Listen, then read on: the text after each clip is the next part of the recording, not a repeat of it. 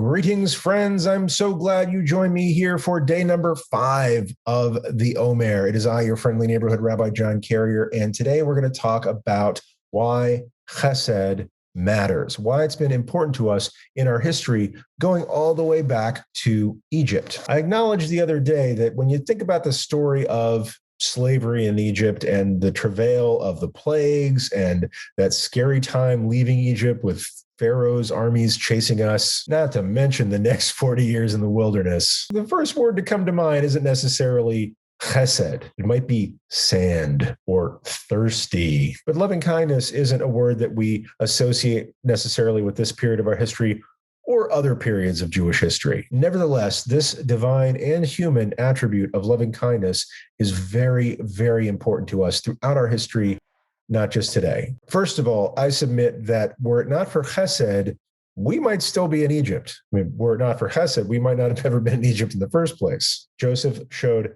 Chesed to his brothers, some unconditional loving kindness after the way they treated him, brought the family to Egypt so they wouldn't starve in the environmental devastation in their homeland. Everybody got to eat. Everybody got a nice place to live for a while. And then some very un-Chesed behavior on the part of the next pharaoh and some super duper un-Chesed stuff during our period of captivity. But eventually our cry rose up and God heard us and remembered with great chesed the promise that God had made to Abraham and Sarah and all of our ancestors, that covenant that God had made with our ancestors, that God would take responsibility for us throughout the generations. And that's why we just celebrated Passover. And not just then, over and over again in dark times. I started off this week with my favorite chesed story, where when we no longer had a temple to show our devotion to God, the words of our prophets made it clear that that's not what God's looking for, these sacrifices of animals,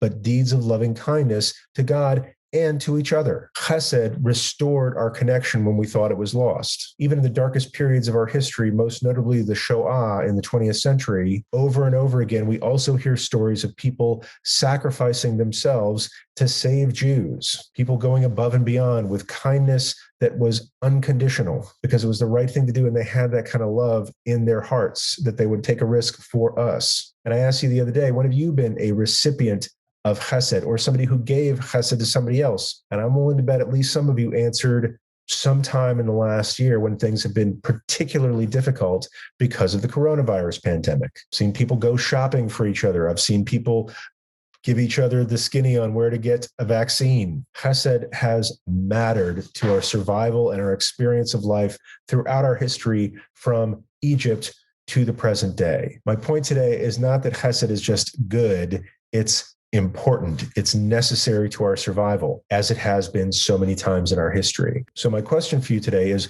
when do you think chesed has mattered most? When was there a turning point in history or in your life because somebody or some group of people exhibited that kind of loving kindness? I'm really curious to see these answers in the Facebook group or in the YouTube comments. You can email me back if you want to, or just write it down so that you can look back on it later. When has chesed mattered most in your life, in the life of your family, or in the life of your people, or in the life of the world? And don't forget to count the Omer. It is day number 5, starting tonight after dark. If you need to hear Cantaroot's beautiful recordings of the blessings, we've got those available for you. And I can't wait to continue our learning and connecting together on day number 6. Peace.